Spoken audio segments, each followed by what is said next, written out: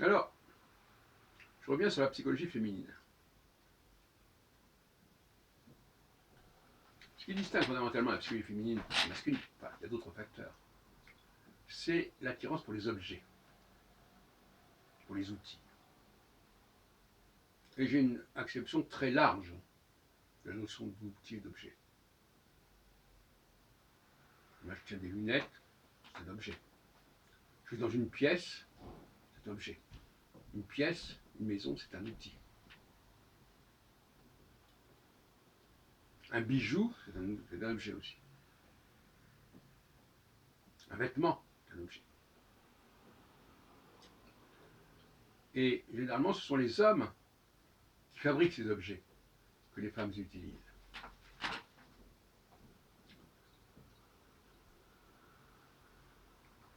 Ils les fabriquent, mais eux-mêmes n'ont pas de dépendance par rapport à ces objets. Pourquoi? Parce que ces objets, c'est une façon de figer une dynamique. Et quand nous avons nous-mêmes une dynamique, nous avons besoin d'un objet qui la fige. Quand nous parlons, nous avons besoin d'écrire. Quand nous mourrons, nous laissons un testament. Donc là, c'est un objet. Je voudrais aussi aborder la question de la dialectique entre stérilité et impuissance. La femme est stérile, l'homme aussi d'ailleurs pourrait être stérile. Mais la femme peut ne pas pouvoir donner d'enfant.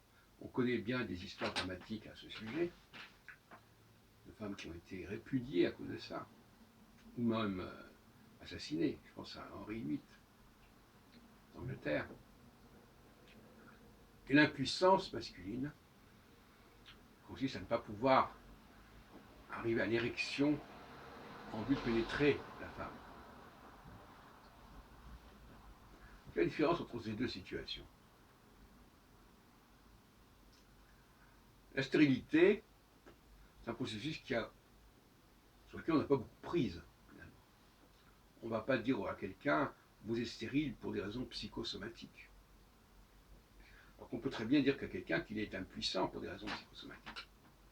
Psychosomatique, ça veut dire que le psychisme a une action sur le corps.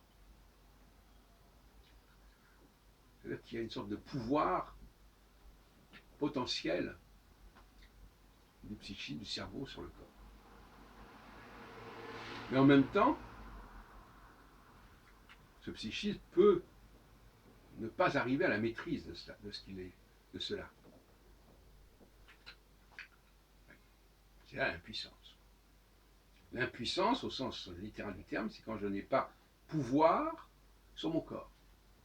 Je ne peux pas obtenir de lui ce que je veux.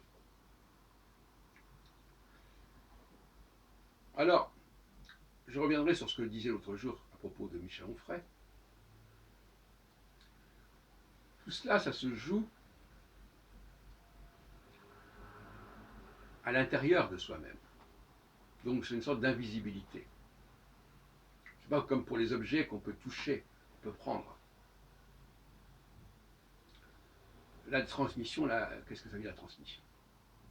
On peut éventuellement montrer à un enfant, par exemple, je peux siffler devant un enfant, et lui, il va devoir apprendre à siffler. C'est pas moi qui vais siffler à sa place. C'est même pas moi qui vais lui montrer exactement comment ça fonctionne, parce que moi-même, je ne le sais pas. Puis simplement, voilà, je suis en train de siffler, tu n'as qu'à faire comme moi.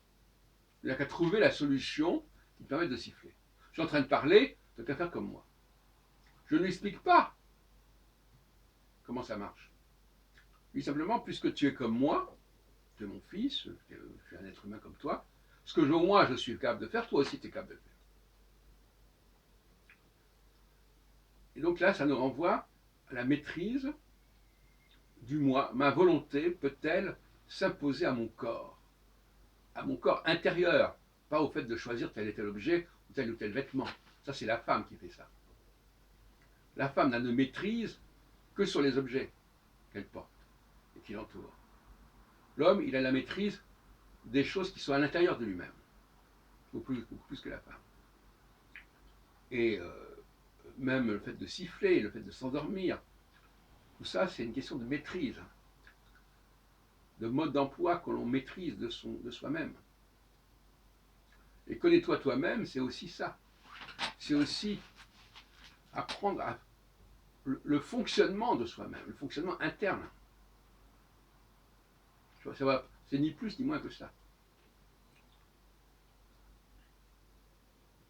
Et là, il y a une inégalité fondamentale entre l'homme et la femme. L'homme peut se poser une question et demander à son cerveau de résoudre, de trouver la réponse. La femme n'y parviendra pas. Ce qu'on appelle la réflexion. C'est le cogito cartésien.